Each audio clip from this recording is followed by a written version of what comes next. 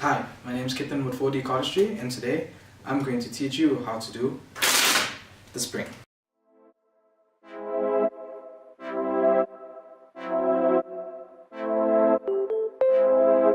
The spring is an iconic move in both cardistry and magic.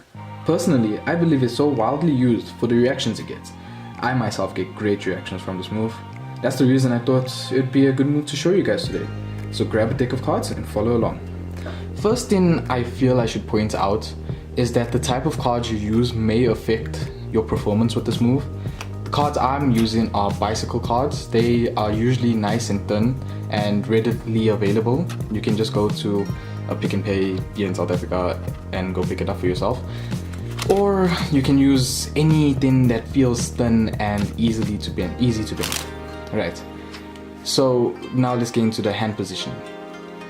You're gonna take your middle finger, put it at the top right corner of the cards, like this. And your thumb is gonna go on the bottom left position of the cards, like this. So it's gonna look like that. Your index finger is gonna go somewhere next to your middle finger to provide support.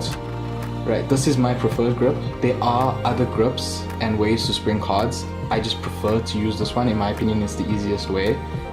But if you find other ways to use to grip the cards, that's also fine. The general premise of it should be the same.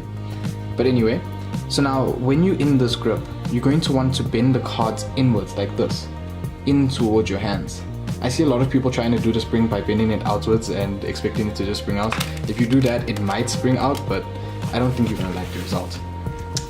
Anyway, so once you have the grip and you're bending it inwards, now this is gonna come with a lot of muscle. So at first your hands probably won't be able to do this move alone. So you're gonna have to use your left hand to kind of push it in to your right hand and bend it. And with enough force, the cards will just spring on their own, right? Now clearly you don't want to do what I just did because your cards are probably gonna go everywhere. So next I will teach you how to catch the cards. A nice way I know to catch the cards is first get the cards in your left hand in a grip called straddle grip. A lot of cardistry people will be very familiar with this grip because it is the starting grip for a lot of moves, especially a lot of one-handed moves. But anyway, tutorials on that later. So the grip you're gonna get into, you're gonna take the cards from this hand and you're gonna grip the cards, right? And then you're gonna want to have your pinky out like this. So when the cards come, it just falls onto that pinky.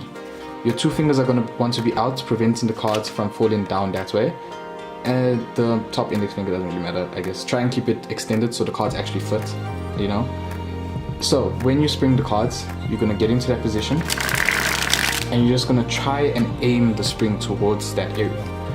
Now when you first start off, you're not gonna be able to do this very fluently. I know when I started this move I was really bad at it. I'll show you by trying to do it with my left hand. It just doesn't work. So a good way to practice the aim and the motion of the spring is just to find a table like this one. A nice smooth table where you can just spring the cards onto and not get them dirty, because the dirtier your cards, the less they'll handle.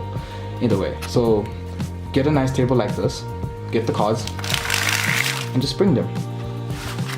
Easy to pick up, nice way to practice the flow and motion of the spring, and also you're not going to dirty your cards by dropping them on the floor. So once you get really fluent like me and you can just spring the cards, I suggest finding a mat or getting onto your bed, or once again getting near a table like this and picking the cards up and trying to spring it as close to your hand as you can. It will help you get the aim and motion of it right, so like that, and you'll be able to spring them into your hand, helping with direction. Once you get better, you can slowly start moving outwards. Spring can start getting bigger and bigger, and eventually you'll be able to do those massive springs you see online. I can also do a tutorial for those massive springs because there is other mechanisms that come into place, but once again later on the channel. So yeah, this is a pretty simple move. I wouldn't say the easiest of moves to manage because you have to build up the strength in your hand, but if you put the time and work into it, I am absolutely sure you will get the reward from it. trust me, a lot of people like this move and love to see it. Very impressed by it. So yeah, that was the tutorial for today. If you liked, smash the like button. If you really liked, smash the subscribe button for more content coming soon. And please leave a comment down below saying what I should do next or what you felt I should have done more in this video. The support is really needed and really appreciated. Thanks guys, and I'll see you in the next video.